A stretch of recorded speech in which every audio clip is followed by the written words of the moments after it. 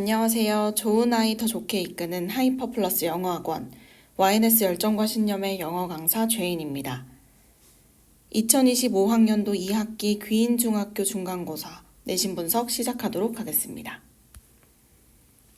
먼저 이번 귀인중학교 시험 특징을 알아보고 YNS가 어떤 내신 플로우를 가지고 아이들을 대비시키는지도 함께 살펴보도록 하겠습니다. 추가적으로 YNS 플로우 안에서 제가 아이들을 어떻게 학습시켰는지 또 그 학습된 게 이번 시험에 어떻게 적중했는지도 말씀드리도록 하겠습니다. 이번 귀인중학교 시험은 지난 학기와 동일하게 객관식이 20문항, 논수령이 4문항으로 출제됐습니다. 타 학교와 비교되는 점은 논수령이 4문항이고 배점도 총 20점이라는 점인데요.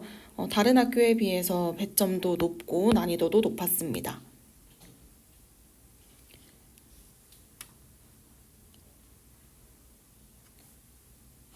또 두 번째 특징은 이번에 대화문이 범위가 줄고 문제도 한 문제로 비중이 낮아졌습니다. 다만 어법 문제가 총 6문항이었고 외부 지문과 응용된 문제가 12문항으로 많았습니다. 비율로 따지면 응용된 문제와 외부 지문이 50%로 높은 비중을 차지하고 있는 걸 볼 수 있습니다. 또 눈에 띄는 특징은 어법 문제의 난이도가 높았다는 점입니다. 어법 문제가 총 이렇게 출제가 됐는데 여기서 난이도 중이 총 3문제로 어렵게 출제된 편입니다. 그래서 전체적인 난이도는 중상이었다고 판단을 했습니다. 귀인중학교에서 변별력을 주는 문항은 이렇게 3개를 뽑아봤는데요. 3문항 중에 2문항이 어법 문제, 1문항은 영영풀이였습니다. 어법 문제 까다로웠던 이 2문제는 모두 수동태 관련된 문제인데요. 자동사와 타동사를 구분할 수 있느냐 없느냐를 묻는 문제였습니다. 또 영영풀이에서는 아이들이 가장 많이 틀린 게 2번째와 3번째입니다.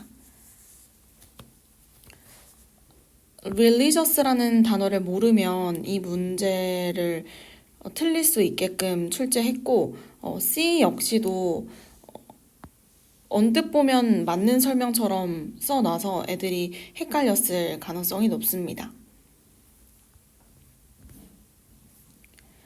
다음으로 YNS 내신 플로우 설명드리도록 하겠습니다. 첫 내신 수업에서는 출사표를 작성합니다. 이번 시험을 내가 어떠한 마음가짐으로 임할 것인지, 또 목표 점수는 몇 점인지 학생 스스로 자기 자신을 돌아보고 목표를 설정합니다. 또 선생님과 함께 목표를 설정하는데요. 이것은 현실 가능성이 있고 또 그만큼 열심히 하겠다는 의지를 다지는 과정입니다. 또 이러한 내용을 스스로 단톡방에 올려서 어머니께 또 의지의 한마디를 남기는 시간을 갖습니다. 저 역시 이렇게 데일리 카드를 통해서 아이들이 어떤 자세로 임할 것인지 어머니와 소통을 합니다. 또 2번째 특징은 플래너를 작성하는 건데요. 매 수업 시작 전에 원장님과 이제 플래너를 확인하는 시간을 갖습니다. 어떻게 학습을 해야 하는지, 영어 과목뿐만 아니라 다른 과목은 어떻게 시험 준비를 해야 하는지 원장님과 피드백을 주고받으면서 스스로 공부하는 방법을 익힙니다. 다음 특징은 YNS 온라인 프로그램 YNS 온리입니다. 이 프로그램의 가장 큰 특징은 학생별로 오답 노트가 출제가 가능하다는 점이고 개별 맞춤 문제 출제가 가능하다는 점입니다. 이렇게 페일한 친구들은 개별적으로 오답 노트를 제출해 주고요. 만들어주고요.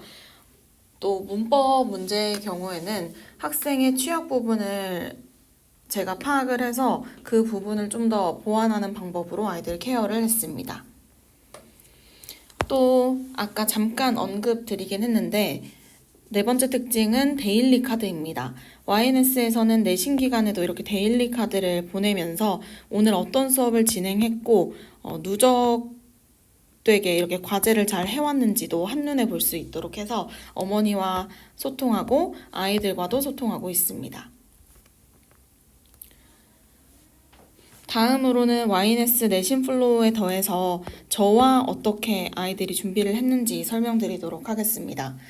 저는 아이들에게 가장 중요하게 말하는 게 단권화입니다. 이 단권화가 왜 중요하냐면 자료를 잃어버리는 아이들도 많고 문법은 다른 교재, 본문은 다른 교재 이렇게 분산이 되면 효율성이 좀 떨어진다고 생각을 합니다.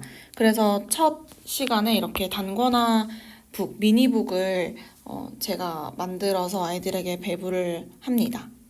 그래서 학교별로 본문, 대화문, 영영풀이, 어휘, 그리고 추가적으로 외부 지문은 나중에 나오기 때문에 외부 지문을 따로 공부해서 붙일 수 있도록 칸을 마련해서 이 교재를 제작하고 있습니다. 두 번째 특징은 문법 개념 시험입니다. 아이들이 문법 개념을 정확하게 모른 채 문제를 풀게 되면 오답률도 높아지고 내가 뭘 모르는지 명확하게 알기가 힘들어서 저는 이렇게 5과 문법 또는 6과 문법 시험을, 백지 시험을 보고 있습니다. 또 영작 시험까지 봐서 아이들이 시험 문제에 영작이 나왔을 때 힘들어하지 않도록 훈련을 시켰습니다. 실제로 어법 문제가 이번에 귀인중학교 어렵게 나왔는데요. 아이들이 if 조건절과 명사절 구분하는 문제 제가 수업한 아이들은 모두 맞췄습니다. 눈수령 문제에서도 이렇게 영작하는 문제가 나왔는데요.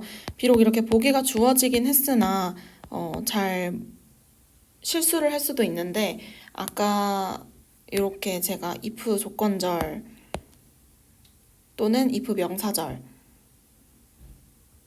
영작하는 훈련을 시켜서 아이들이 이 문제도 모두 맞췄습니다. 또 귀인중학교 아이들은 외부 지문 비중이 크기 때문에 외부 지문 테스트도 제가 반복해서 봤습니다. 5가 외부 지문의 테스트인데요. 뜻을 쓰는 칸 그리고 중요한 표현들은 제가 다 빈칸을 뚫어놨습니다. 귀인중학교는 타 학교와 좀 다른 점이 외부 지문 어법 문제가 많이 나온다는 점입니다. 그래서 어법 문제도 실수하지 않도록 이렇게 빈칸을 뚫어서 시험을 반복적으로 봤고요. 6과 역시 이렇게 시험을 봤습니다. 실제로 여기 빈칸 문제가 시험에 출제가 됐습니다.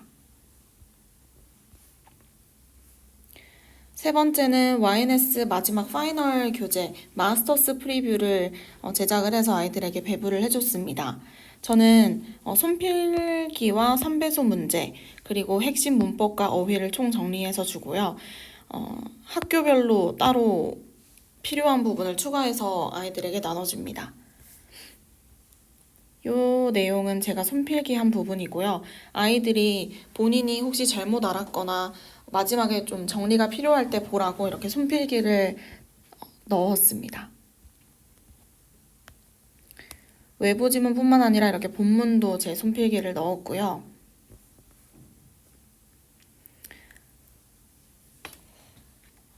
귀인중학교는 중간고사보다 다음 기말고사의 난이도가 좀 더 높아질 것이라고 예상이 됩니다. 추가적으로 외부 지문의 비중도 지금처럼 높을 가능성이 높고 본문 응용 문제가 이번에 출제된 만큼 기말고사에서도 본문이 응용돼서 출제될 확률이 높습니다. 그래서 아이들 이 부분 조금 더 신경 써서 대비시키도록 하겠습니다. 또 귀인중학교는 영작 문제도 까다롭게 출제가 되기 때문에 어법 문제와 연계해서 영작 훈련을 더 신경 쓸 예정입니다. 네, 귀인중학교는 지난 학기보다 외부 지문 비중도 증가했고 어법 문제 난이도가 높았습니다. YNS 내신 플로우 시스템이 그래도 아이들을 좀 체계적으로 준비시키는 데 도움이 됐고 다음번 대비 때도 단권화 시켜서 아이들 학습시킬 예정입니다. 또 아이들이 자기가 설정한 목표 점수를 달성할 수 있게끔 최선을 다해서 지도하도록 하겠습니다. 끝까지 들어주시고 봐주셔서 감사합니다. 이상으로 귀인중학교 내신 분석 마치도록 하겠습니다.